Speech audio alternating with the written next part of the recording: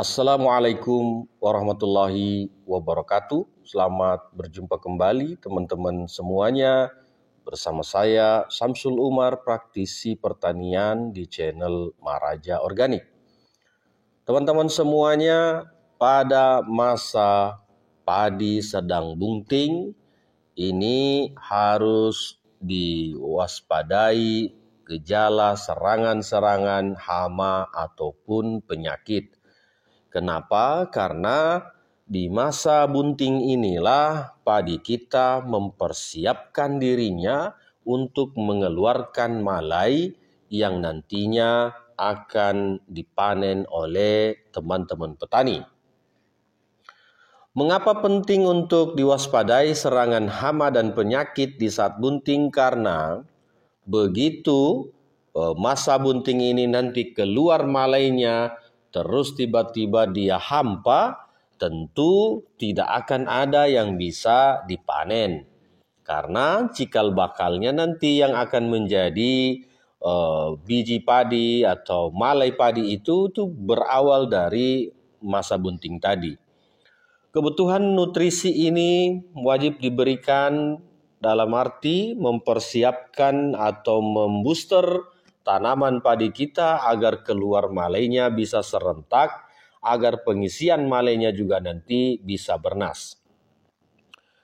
Hampa pada tanaman padi atau malainya putih ini itu disebabkan oleh beberapa faktor. Faktor yang pertama dari faktor penyakit. Teman-teman, penyakit yang bisa menyebabkan hampanya pada padi itu adalah oleh virus tungro.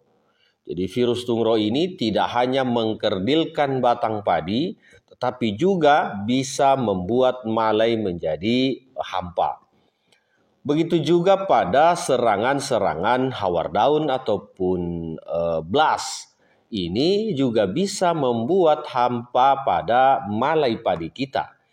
Olehnya teman-teman, di masa primordia atau masa bunting inilah menentukan cikal bakal nanti akan sempurnakah pengisiannya pada malai itu, ataukah akan hampa atau kopong pada biji-biji padi kita itu. Buril-buril padi ini memang membutuhkan waktu dari keluarnya malai itu, terjadi penyerbukan, terus pengisian malai itu butuh waktu. Tetapi ketika padi kita terserang penyakit itu disebabkan oleh 3 virus, bakteri ataupun jamur, ini bisa mempengaruhi pengisian malai itu supaya bernas. Itu bisa mempengaruhi. Kenapa?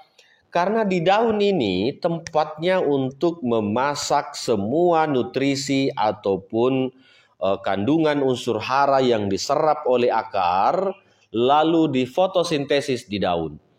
Nah, ketika di daun itu terjadi bercak, terjadi kuning, ada pinggir-pinggirannya itu ditandai dengan warna coklat, tentu fotosintesis itu tidak akan maksimal. Tentu pemasakan nutrisi ini tidak akan maksimal. Kalau nutrisi ini tidak maksimal dimasak oleh daun atau difotosintesis oleh daun, lalu malai ini akan diberi apa? Nah, sedangkan malai ini diisi dari hasil fotosintesis itu. Di situ nantinya kan ada protein, ada gula di situ, ada beberapa macam yang diserap oleh akar tadi. Nah, artinya bahwa sebelum memasuki masa primordia ini, jaga kondisi-kondisi di mana daun ini ada serangan-serangan penyakit itu. Hijaukan terus daunnya sampai pengisian malai itu sempurna.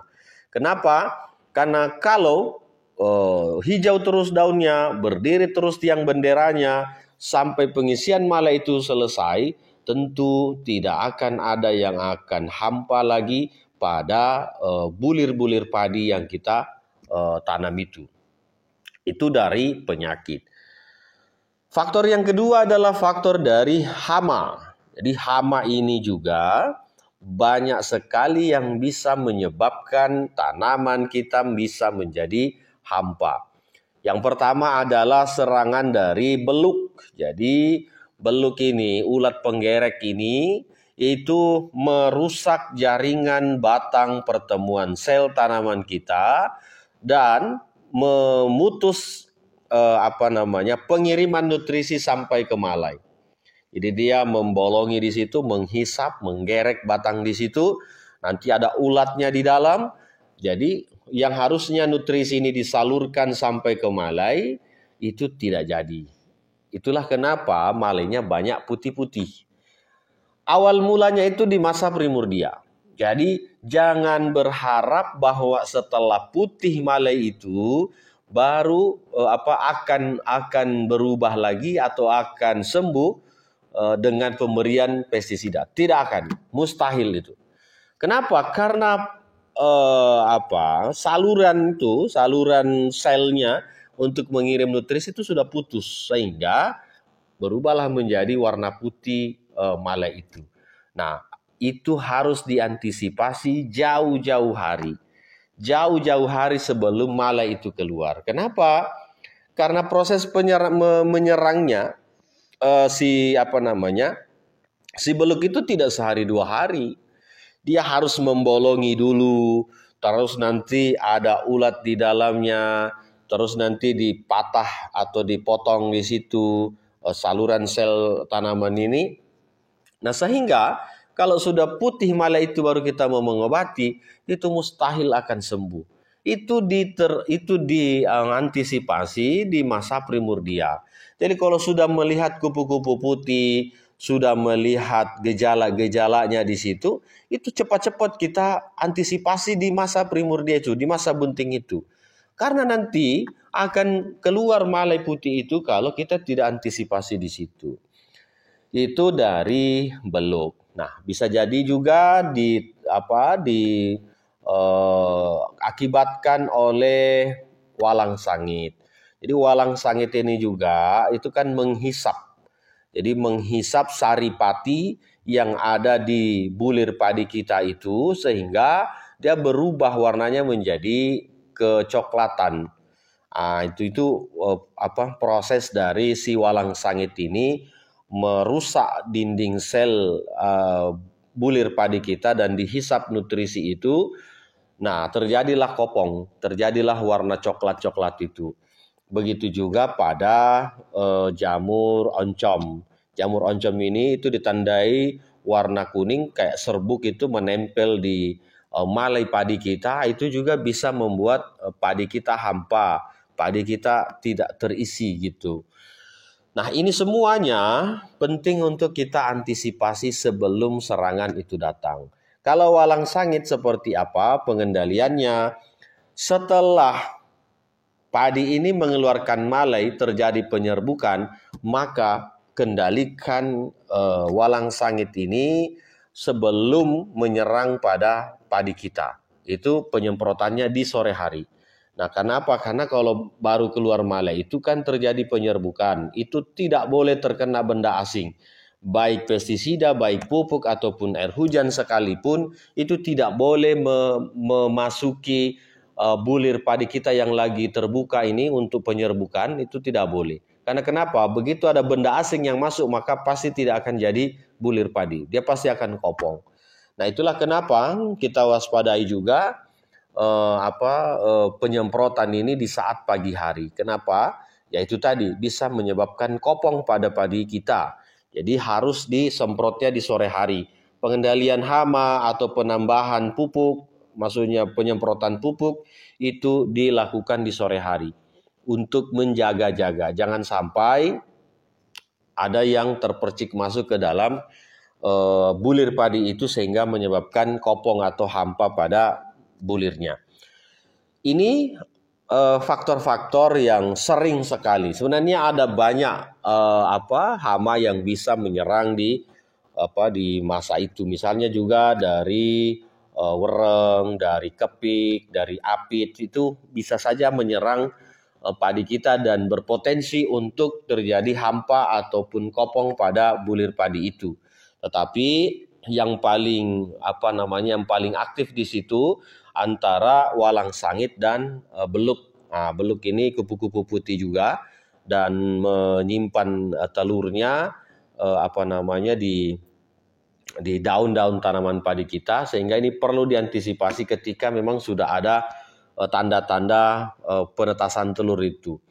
Nah, teman-teman, salah satu faktor tadi yang saya sampaikan adalah dengan masa penyerbukan tadi. Di masa penyerbukan itu jangan sampai ada benda asing yang masuk ke dalam bulir padi kita di saat penyerbukan. Kenapa? Karena itu bisa menyebabkan padi kita menjadi kopong, menjadi hampa. Nah, itu bisa kita optimalisasikan ketika misalnya mau menyemprot, gunakan di sore hari.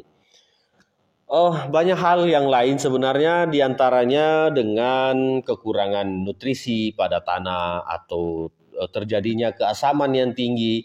Ini juga bisa berpotensi tidak sempurna pengisian malai itu. Jadi malai yang bernas itu ditentukan oleh tanahnya, pH tanah, KTK tanah, terus unsur kimia, fisik, dan biologi. Terus yang kedua, metode perawatan. Pada saat pengisian malai jangan sampai padinya dikeringkan. Jangan sampai padinya sampai retak tanahnya. Kenapa? Karena di situ membutuhkan banyak air. Terus pemupukan yang berimbang, pemupukan yang sempurna, baik makro mikronya itu harus kita berikan. Dan yang keempat adalah pengendalian hama dan penyakit. Sehingga ketika 4 metode ini kita optimalkan pada tanaman, tentu pasti akan memberikan hasil yang sangat luar biasa. Cuaca menjadi penentu juga, baik yang cuacanya ekstrim, misalnya sedang pengisian malai tiba-tiba banjir, tergenang, ini bisa juga menyebabkan terjadi hampa pada tanaman kita, atau buah ataupun malai pada padi kita. Sehingga ini faktor-faktor yang menyebabkan itu, sehingga butuh kita antisipasi lebih awal agar tanaman padi kita bisa semakin maksimal hasil panennya. Terima kasih. Assalamualaikum warahmatullahi wabarakatuh.